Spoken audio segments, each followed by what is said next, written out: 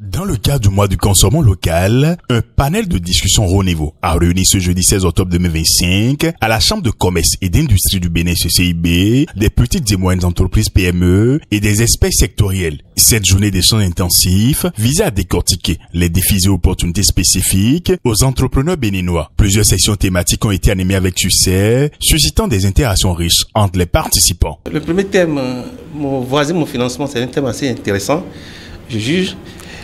Parce que aujourd'hui, les PME ont d'énormes difficultés à lever les fonds au niveau des banques classiques, compte tenu de la rigueur de ces banques-là, à juste titre, parce que c'est le procédure qui l'impose.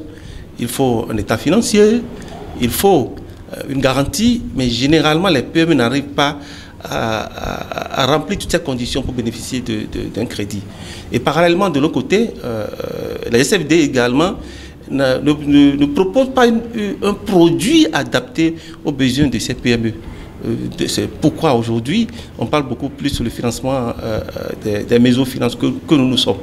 Alors le thème est intéressant parce que l'entrepreneur a toujours cru qu'il faut les financements bancaires ou le financement des SFD pour développer son entreprise. Alors qu'à côté, il y a son voisin qui a les moyens, qui a besoin de placer ses moyens et qui peut aller chercher.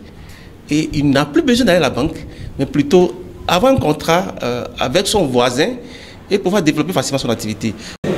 Il y a beaucoup de blocages, il y a beaucoup de défis, pas de blocages, beaucoup de défis que nos produits locaux doivent relever avant d'atteindre le marché international. Il y a le problème de la compétitivité, et quand on parle de compétitivité, on veut parler de la qualité et on veut parler des coûts. Et il y a le problème de logistique, comme on l'a entendu tout à l'heure. Sur le problème de logistique, nous avons un problème entier parce que nous avons une économie où la matière à livrer n'est pas abondante et parce qu'il n'y a pas une matière abondante, il n'y a pas d'offre de logistique parce que celui qui veut offrir la logistique a besoin d'être rassuré sur la disponibilité de fret, a besoin de la disponibilité de la matière à logistiquer, entre guillemets, si je peux ainsi dire. Alors, les différents dispositifs qui accompagnent les entreprises en général. Donc, au Bénin, on a un dispositif qui est Azoli, qui prend surtout de la main-d'œuvre qui se professionnalise aussi auprès des structures qui reçoivent cette main-d'œuvre-là. Il y a également le programme spécial d'insertion à l'emploi, qui est le PSIE, qui permet à des entreprises d'avoir de la main-d'œuvre qualifiée, technique, pour soutenir leurs activités et leurs politiques de ressources humaines, essentiellement à la charge de l'État.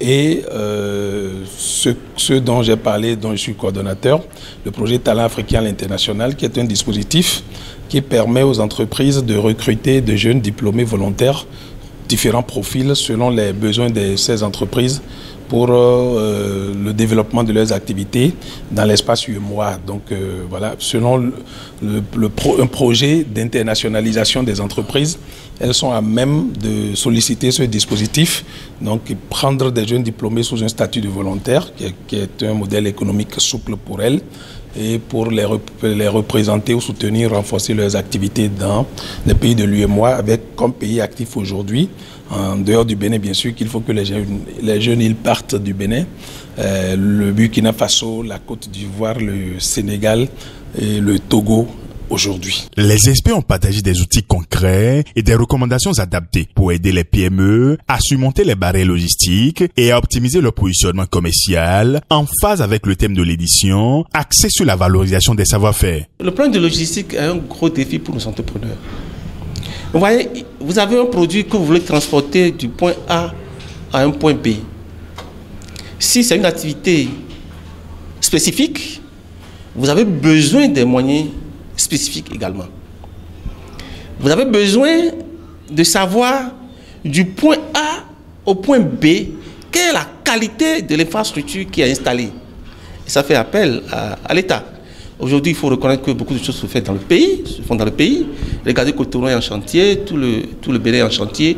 C'est plus facile aujourd'hui qu'il y ait Mais le plan n'est pas totalement réglé. Il faut envisager que nos besoins de transport soient mutualisés, que chacun ne soit pas obligé de déplacer d'un point A à un point B une petite chose pendant que quelqu'un d'autre est dans ce besoin et que chacun fait son petit chemin de son côté avec, pour le consommateur final à la fin, un prix élevé, un coût élevé.